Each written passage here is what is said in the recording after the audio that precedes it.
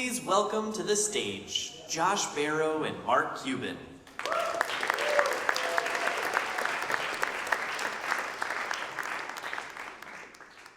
Hi, everybody. I'm Josh Barro, host of Central Air, the centrist podcast. And I'm Mark Cuban. And this is Mark Cuban, who needs no introduction. So Mark, we've been here all day at WelcomeFest trying to figure out how the Democratic Party can win back the middle. How can we win back the middle? By not being idiots. I think Democrats want to legislate. They want to extrapolate every little thing that happens into the worst possible outcome, and they don't actually do anything. I think for the middle to win, you have to actually go to where you can have an impact for people. If you're talking about affordability, what are the things that you can control? What are the businesses that impact affordability? And go out and talk to them. You know, there's no big fans of Donald Trump in this room, but to give him credit, when you see all the oligarchs that he brings in and everybody says, oh, they're just kissing the ring, he's asking them for something. Now, we may not agree what he's asking for, but he is literally asking for something, and sometimes those things he asks for are for the good of the people. The Democrats never even ask. I mean, it's crazy. I've never had a Democratic politician come to me and say, Mark, you understand AI. Can we discuss, what your hiring patterns are going to be, the impact on hiring, the impact on jobs, what programs we can put together that maybe could minimize the impact on entry-level workers and give them more opportunity? Never once. Last administration, I tried to go to the White House and talk to him about stuff. Had no interest in talking. And so back to the question for the center, y'all live somewhere, and in those somewheres, there are companies that impact affordability for various products, that are having to make hiring decisions for young and old, existing and new or former employees, dealing with healthcare in particular.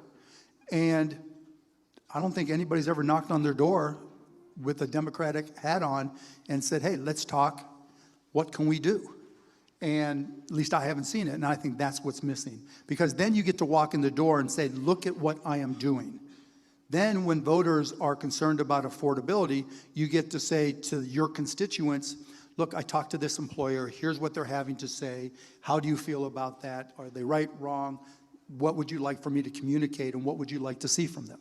I think that gives you the chance to have a communication with voters. Let them hear you, let them know that you're actually trying to change things for the better. There was a lot of bad blood between the Democratic Party and the last administration, and I mean the corporate sector broadly, but like especially tech, and I think the bad blood on both sides there.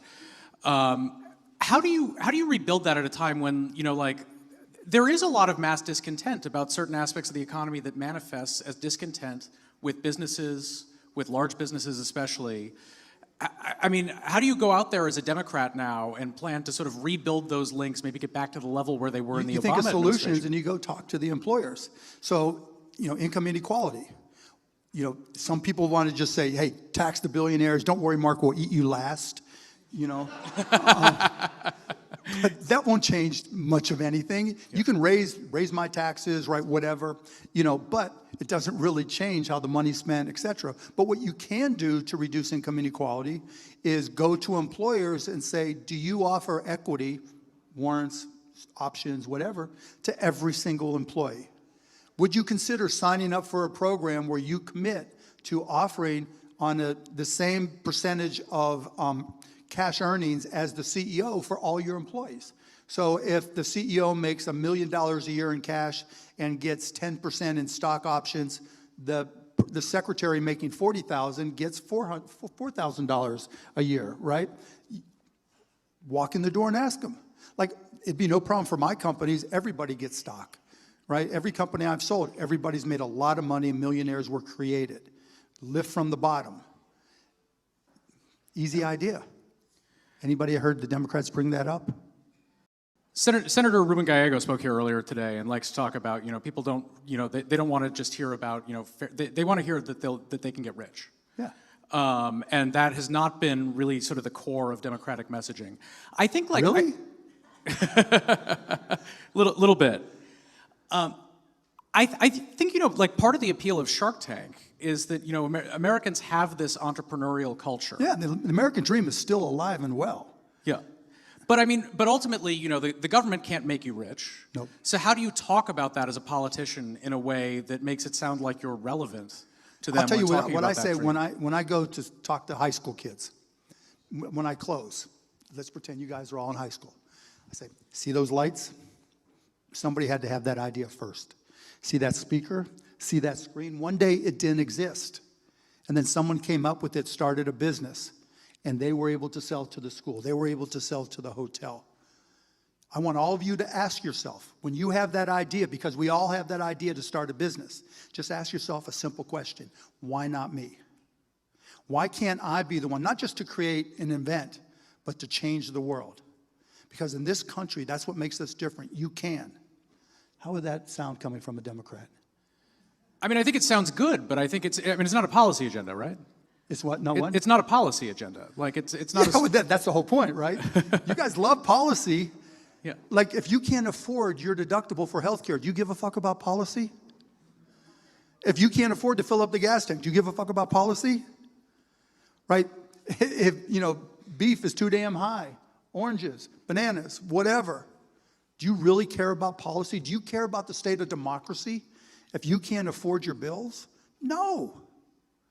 And so while the Democrats want to be the voice of the people, you need to go to where those decisions are made. Now, it's tough with gas because of, you know, it's more international geopolitical pricing, all that kind of stuff. But there's a whole lot of local businesses where you can have a conversation. Hey, I'm going to a local grocery store, not run by New York City, and I want to hear you talk about the cost. Would you come in? I'm going to have a town hall. Would you come in and talk about what it takes to run a grocery store, where the costs come from, so we all can understand, and tell us about the options and how you buy things? And just sit in a room like this and explain and help educate us so we can be smarter consumers.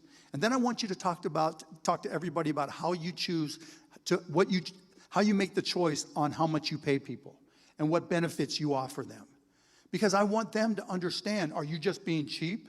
Are you just being a rich, you know, whatever, that's just putting all this money in your pocket and just abusing the hardworking people in this city? Let's communicate so that not only will you educate the constituents, but you'll educate the politicians who don't understand the shit at all. You mentioned deductibles. Let's talk about healthcare and costs, because I think a theme that happens overall with healthcare in American politics is that whenever anyone is exposed to what something really costs, they get angry. Like, and you know, it's ultimately, healthcare is a sixth of our economy. That cost is borne somewhere.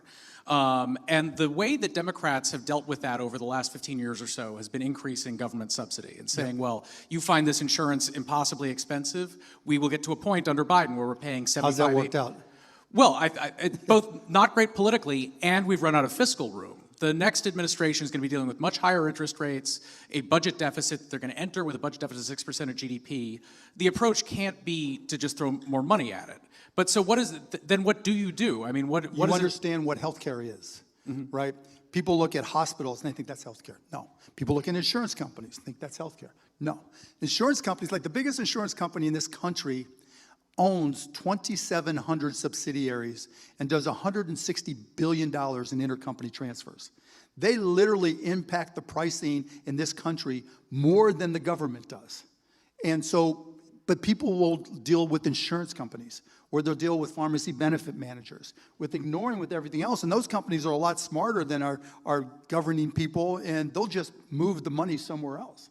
But it all starts with your insurance plan. And this is what Democrats don't get. They think, well, Mark, come on, we want premium tax credits paid for the insurance. No, that's for premiums. If you can't afford your deductible, it doesn't matter what your premiums are, you're just giving money to the insurance company. Literally, with the ACA now, because without the premium tax credits, the average deductible is about $3,700. People can't afford $400. What are they going to do with $3,700? And you care about the premium tax credits? Now, there are, you know, with the disproportionate shares and all that kind of stuff where you push down, where there were more people that had very low deductibles and minimal out-of-pocket, but the majority of people, and that same thing applies not just to ACA, all the people who have insurance through their employees. What happens every January? You have open enrollment. And you make a choice. Well, first your employer makes a choice working with the insurance company who's probably lying their ass off because your employer is working either through a broker who's getting a commission or through a consultant who's most likely getting a commission. And so nobody's interest is aligned when they go into the process of figuring out what insurance plans to offer. But then you sit there in January during open enrollment and it's like, okay, here's what I can afford in premium to try to get my deductible down, but let me go through all the shit's too long. Eeny, meeny, miny, mo, boom, right? And then you have a deductible, typically $2,000, $3,000. If people can't afford, 40% of people can't afford a $400 emergency, 50% can't afford a $1,000 emergency, how in the world are people going to afford a $2,000 or $3,000 deductible from work? But so then if if you have an objective of lower deductibles, then you have to raise the premiums, right?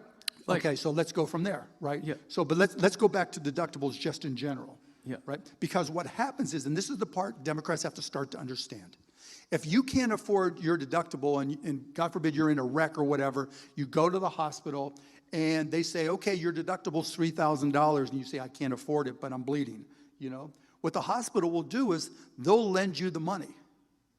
They'll lend you the $3,000 because they see you have insurance. They want to get the money from the insurance company. So now the hospital has lent you money to somebody they know can't afford their deductible, so they're not going to be able to pay them back, right? So now you've turned the hospital into a subprime lender. And they have all this debt, and the hospital says, shit, I'm a subprime lender now, I'm not getting this money back. I have to now try to charge the insurance companies more to compensate for what I'm not getting from people who can't afford their deductible. The insurance companies say, hey, it's not my fault that the employer, that 67% of employees go through self-insured employers, not my fault that the employer, put together a plan that had employees who couldn't afford their deductibles. So I'm going to jack up the rates everywhere else, and on top of that, I'm not going to pay the hospital the full amount that we contracted for. So now the insurance carrier that has the 2,700 subsidiaries, has 70% of their revenue come from taxpayers, they go to the hospital and say, we're not paying you the contracted rate, we're paying you less, we're paying you late, we're going to audit you and claw it back, and then on top of that, we're going to deny all the shit that we can. And to make it so we have plausible deniability and the government can't catch us, we're going to buy a company or contract to a company who does the denials for us. We're not going to tell you the name of that company. We're just going to let them deny everything. So, hey, tough shit if, you don't get your heart. So I try to help people who get denied. I've got a company that does it, other ways we do it, right? Literally, we had somebody who got the insurance company to pay for a heart transplant. Great. But they denied the anti-rejection medication, which was only $200 to $300 a month for my company, costplusdrugs.com. That's the shit that they'll do. Well, I mean, and obviously this drives people crazy. And the solution that you get from the left of the Democratic Party is, well, we should have a single-payer system. And the government let's go right there. Single payer. Right. Have you ever read any of the single-payer legislation? Oh, well, I mean, the way you're going to finance it, you'd need like a Forget 19%. financing. Okay. Read the first paragraph. Yeah. At the discretion of the Secretary of Health and Human Services. How's that going to work? Not a single word before you even get to universal care, right? About here's how we're going to do it so that it's not a political position, not a political appointee. Because if you can't solve that, anything downstream doesn't matter. But then everybody says, well, every other major country in the world has universal health care, right? But it's not a political appointee position, one. Two, I think the last one to really go through a full conversion was Israel in 1994 when MRI machines, were just coming to the forefront, right? So there's not the money, as you were saying, right, to just all of a sudden say, okay, we'll just transition over. Because when they started doing it, it wasn't expensive. And then they just evolved to what they could afford or not could afford. I'm a big proponent of transparency, right? Nobody knows what it costs, other than I don't know if my company is costplusdrugs.com, write that down, costplusdrugs.com. And we sell thousands of medications, not all, because those big insurance companies and their PBMs fight the pharmaceutical manufacturers so that they won't allow us to sell their medications, but that's another story. But when you go to costplusdrugs.com, costplusdrugs.com. You put in the name of the medication, and when it comes up, we show you our actual cost. And then we show you our markup is only 15%. And because we only mark it up 15%, we're typically a lot less expensive. And if you don't want to go directly to costplusdrugs.com, you can go through trumprx.gov. Yeah, that's been... Everybody's excited about that, right? There's been interesting reaction to you. Right, and I don't and it's care, not just right? you, it's Amazon Pharmacy also. Yeah, right, it's but like, I don't care, because the bottom line is, whatever gets you someplace where you can get that heart rejection medication at a price you can afford, that's all that matters. But that's not the bigger point. The bigger point is, 4 years into our company, we're still the only pharmacy that publishes a complete price list. So that's with medications that we carry, right? And we're thinking in terms of universal health care. Then you look at, you broke your leg, you broke your ankle, you were in a horrific car wreck. If you go to a hospital, do you have any idea what it's going to cost?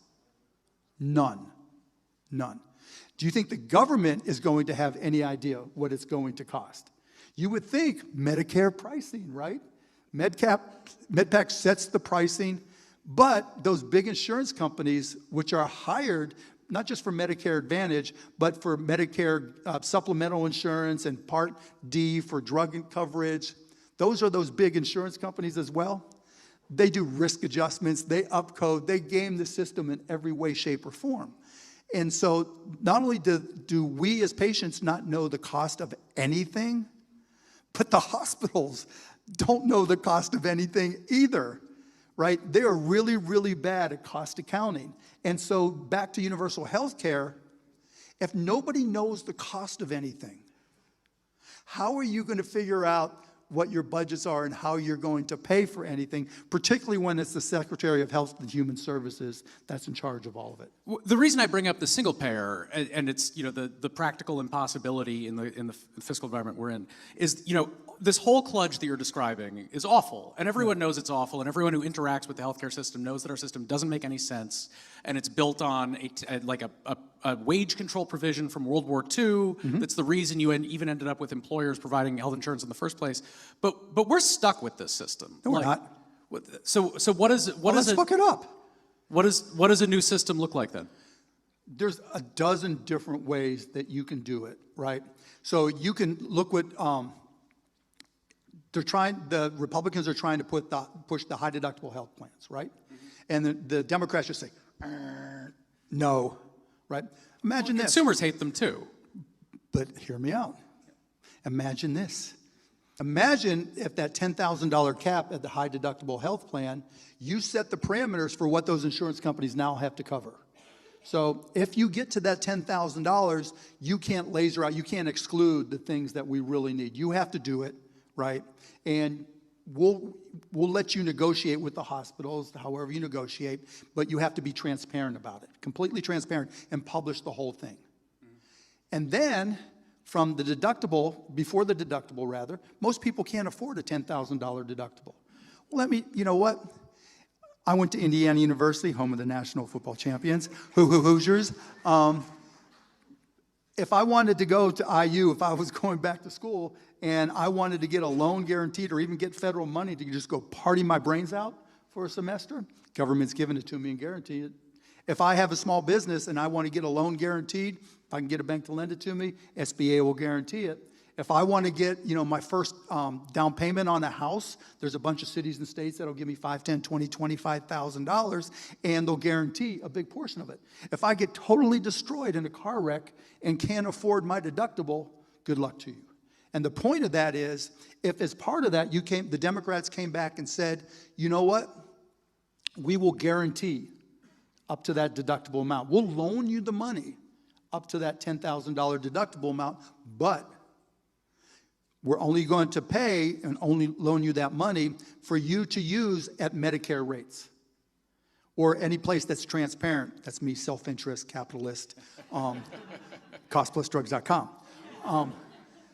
Okay, so now we have catastrophic insurance, which is something I think both sides have tried to get away to. And in a lot of respects, that's what single payer is, right? Or universal care in some countries. And then on the other side, we made it so everybody can afford their deductible. Because we'll guarantee it, we'll loan it to you, not give it to you, because then people start to game the system. But you are going to have to pay, the whole point of a high deductible health plan is that your premiums are dramatically lower. So whatever the delta was between what you would have paid in an ACA silver plan, let's say, because those are means tested, and what you're paying now in your high deductible health plan, you have to use that money to pay us back for that $10,000 loan that you've got. Now, all of a sudden, we're a lot less stressed, aren't we? And that's taking a plan that the Republicans are pushing, using some common sense from the Democrat side and say, sure, right, there's a path that we can get there, but we just want two things. One, you have to cover everything above the $10,000 part where that kicks in. And two, we're going to guarantee it, but only at Medicare rates, which is going to upset a lot of hospitals because they think they lose money at Medicare. They're lying. It's a margin contributor. But then all of a sudden, that's a step forward.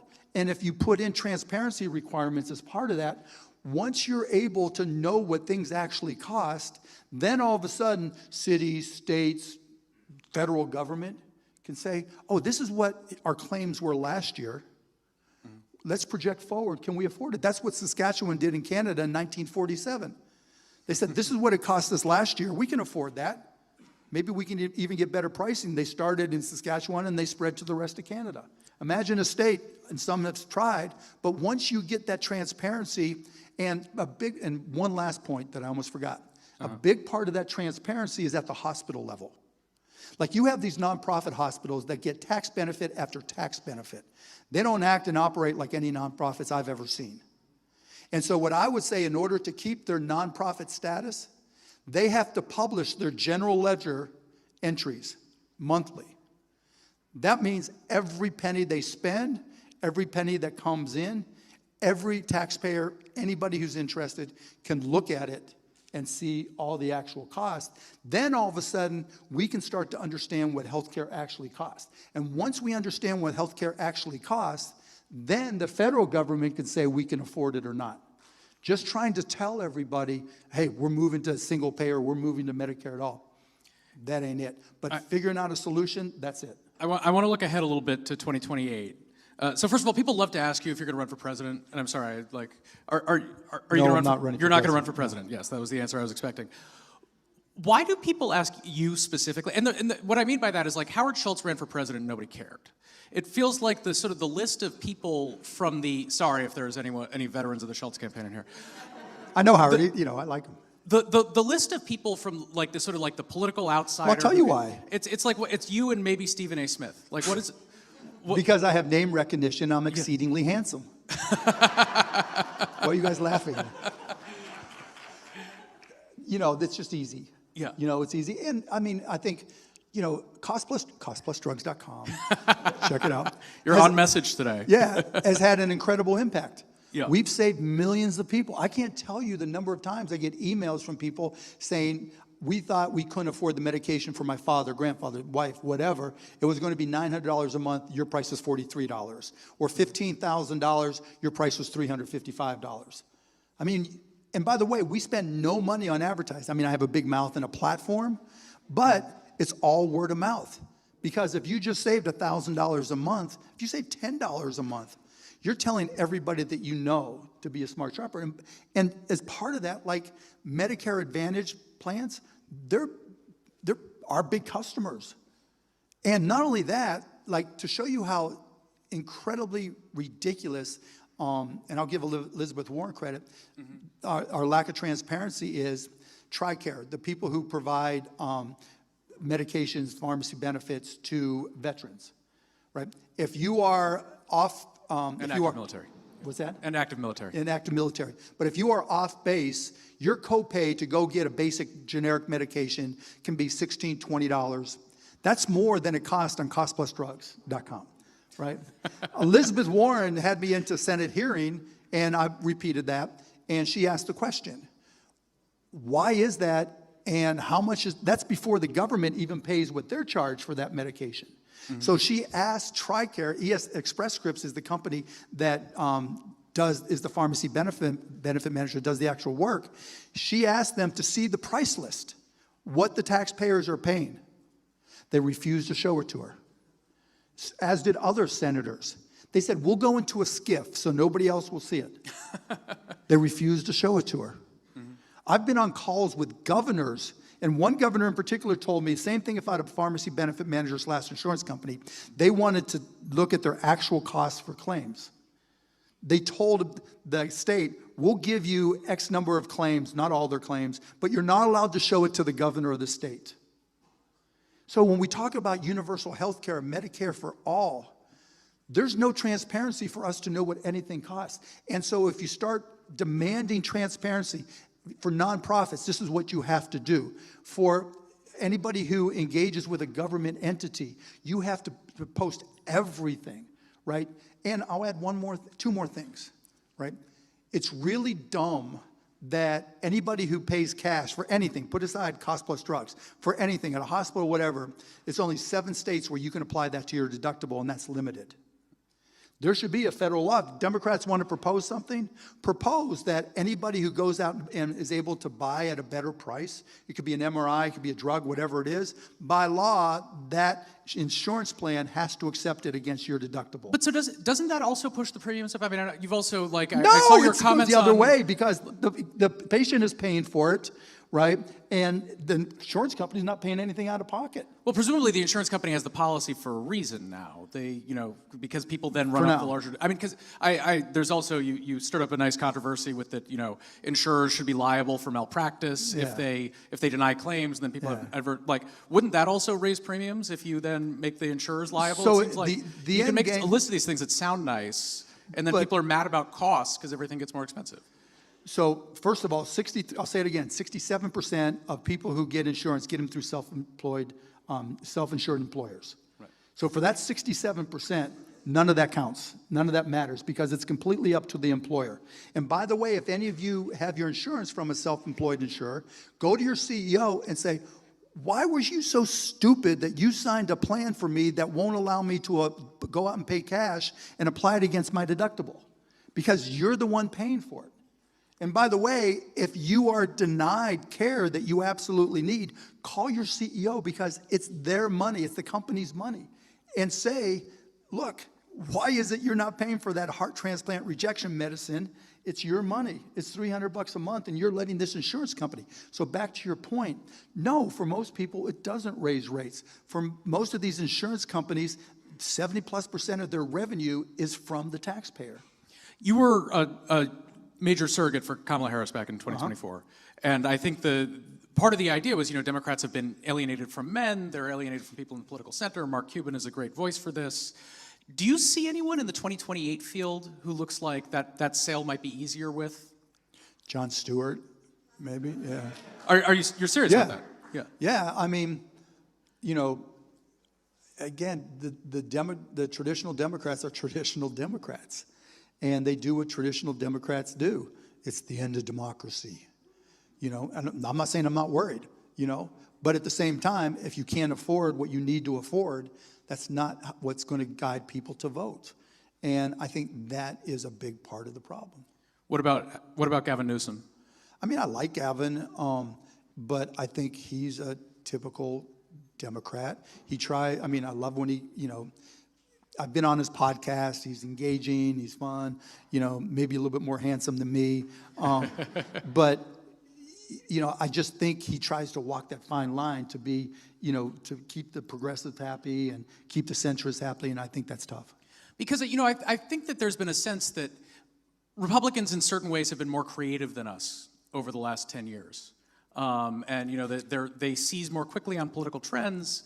They have a better innate understanding sometimes of how the mass public is going to perceive certain issues. And it's fallen away at the wayside a little bit because Trump keeps, causing oil prices to spike and things like that. Yeah, but he knows how to flood the zone. Him and Mandami are twins.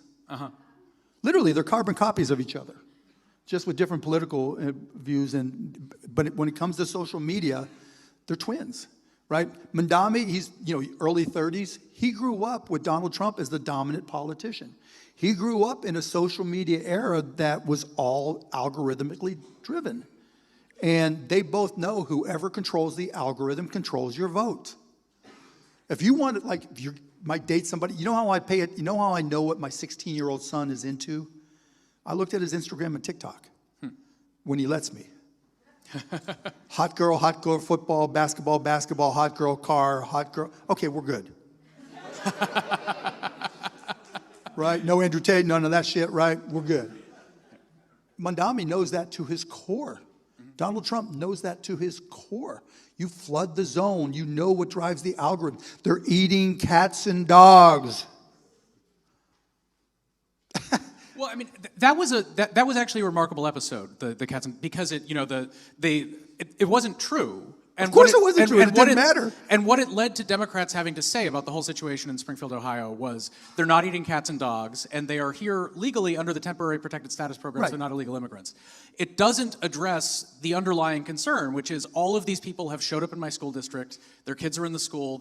We're spending a fortune on interpreters for them. He ends up, because he causes us to focus on the factual argument, it misses the thing that is the actual issue that the voters are thinking about the thing for in the first place. No. People spend so much time on social media. They didn't care whether people in that town were eating cats or dogs. They didn't care what happened after the fact. They just cared about the fact that they knew your social media feed was going to see cats and dogs every other video. That's all that matters. Whoever dominates the algorithm owns your vote, particularly for young Americans. And that's why Democrats get so confused. Why are these kids in college not, why are they going right? Because they want to go to the SEC or Indiana for football games. They're not sitting in dorm rooms getting high and talking about, the most important esoteric issues of the world. They're going to bars and watching football games. And that's what dominates their social media. And if they think Andrew Tate is cool and they say something cool, and that person, like I went on, I went on all the broadcast, right? And they all didn't care about politics, but they all loved Trump because the clips that they cut with Trump all drew just so much audience. You cut a clip with Mondami, is that going to draw views? Absolutely, every single time. Name one other Democrat. Maybe James Tallarico gets it. Well, yeah, I was going to ask you about Tallarico. I love James, right? I've sat with him. I've talked with him. Do you think he can win Texas? Yes. So you have Republicans flooding the zone with clips of him from 2021. And that's fine, but those are boring clips. Like, if you can talk about James Tallarico eating cats and dogs, it's over. He loses. But if James Tallarico is coming back, I was eating barbecue before Paxton's first indictment. That's some good shit, That's going to get more than cats and dogs, right? James knows that. His social media team understands that. So he just keeps on flooding it, right? And he shows all these people in red areas because that's why people are starting to connect to him in Dallas, because you'll hear, I voted for Trump because A, B, and C, but James Tallarico, understands me better. And it's always fun to see someone from the other party, just throwing their former candidate under the bus. James gets that. He and Mondami are the only two that really understand social media and how to use it. And until that happens, but again, both in their 30s, both grew up with social media that was driven by algorithm, both grew up in the Donald Trump era. And the older Democrats are, the more they want to get into the details, right? How are we going, protective, the TPE. The temporary protected status, yeah. Temporary protected. I keep on thinking TPS from Office Space. And so, that's what they want to focus on. That's not what drives people to vote. What have you made of the Spencer Pratt phenomenon? Same thing. Right? It's the exact same thing. The Prince of Bel-Air and his trailer, right? That shit's hysterical. And so back when Donald Trump was running for the very first time, I went and talked to a guy I played basketball with all the time. I'm like, Dan, why are you voting for this guy? And I gave him my reasons why I wasn't voting for him. He goes, Mark, let me just tell you something. I voted for politicians my entire life. And you know what they've done for me? Absolutely nothing. You know the definition of insanity? That's how most people feel. That's why they don't want to vote for politicians. Spencer Pratt comes out doing his thing. Hell yeah, what's the downside? At least we'll be entertained. You know, that is how most people view it. If you can't make gas affordable, you can't make beef affordable, you can't make rent affordable, you can't change the permitting plan to get houses built faster, give me the clown, or give me the entertainer, or give me somebody who at least is going to see, I'm going to see in my feed and start giving me reasons that I can tell my friends and family why I'm voting for them. So how do we develop more of that talent on our side? Because, I mean, we're going to go into 2028, and again, my understanding is you're not going to run? No. Yeah. So how do we develop a pipeline of candidates with that capability to capture the public imagination? You use AI. Okay. AI is a Democrat's best friend, and most Democrats are too dumb to realize it. And let me tell you why. Does anybody know what NEPA is? You know, all the rules and everything that take 20 years to get approved. Democrats should say, we're not firing anybody from the NEPA budget or whatever, right? But we're bringing in AI, and we're committing to cut the NEPA time from years or decade plus to 6 weeks. Because with AI, we can do that. All Republicans say people in government are dumb and aren't as smart or aren't going to do things as well as the private sector. We're going to bring AI in, and we're going to take over the prison system. And we'll start with one, and we'll see who runs it better, the private contractors that you guys hired or using AI and the people that we bring in. And we'll do it for less money because we won't have to hire as many people. Now, we're not using AI to fire everybody. We won't fire anybody. But we're going to make all those people more productive so we can get shit done faster. And so now, every business is trying to use AI to become more efficient, more productive, more competitive, more profitable. It's the same AI that government can use. You guys, Democrats, can come in and say, we're going to use that same AI. Again, and we promise we're not going to cut a single headcount. We may not hire people that leave because that's the promise. You don't want it. That's how you hit the viral moments, right? We are going to make government better, cheaper, faster, and less expensive, and never fire anybody. We may not replace everybody, but we're not firing them. We are going to make it better. And all those creepy people that they hired to do things like the prison system that only put money in their own pockets, we're going to show you how to do it better than them. So this is like a Doge that actually works? I mean, this is actually a Mamdani initiative in New York City. He's even calling it Coj. Whatever, right? Yeah. See, he knows how to use, you know. So yes, it is your best friend. But I go on Blue Sky, I just type in the letters AI. You suck. You know, we're going to not eat you last. We're going to eat you first now, you know. Billionaires are the worst, you know. There's just so many opportunities. This is a target-rich environment for Democrats because so little has been done in the past. You just got to go and think action items. Problem, affordability, cost of healthcare. How can we solve that problem? And if you don't just think in terms of legislation, you think think like a business. That's what I would tell, you know, the Harris campaign. You don't have any entrepreneurs here. You don't have any salespeople here. You guys don't know how to sell. If they found a way to sell dollar bills for 50 cents, you guys would fuck it up. Right? And that's the whole thing. Solve problems.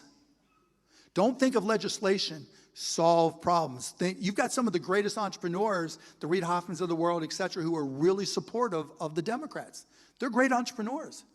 Hey, Reid, how can we solve problems? Hey, Mark, how can we solve problems? And I'm telling you, AI is a cheat code to bring down the cost of government, not have to fire anybody because Democrats, you don't want to be the ones that fire. Same with unions, right? Don't have to fire people, but we are going to make it more effective. We are going to make it better for the people. And by the way, in doing this, we're not going to raise your taxes. We probably can even lower them. And let me just show you some numbers. Now, I don't know, you can 6% of GDP budget deficit. I don't know that we can be running out promising tax cuts right now. If you stop the growth of spending in government by using AI, you will, I mean, inflation's not going to immediately go down. You'll inflate your way out of that debt, right? But you got to stop the growth. Yeah. Mark Cuban, can you, before we go, can you remind everyone the name of your pharmacy again? Costplusdrugs.com. And I'll give you one other company, too, that it's not a company, it's an open source project, which for direct contracting between employers and providers, so you don't have to use an insurance company at all. It's for employers, not for individuals. Costpluswellness.com. So check that out, too. Mark Cuban, thank you so much. Thank you, everybody. That was great.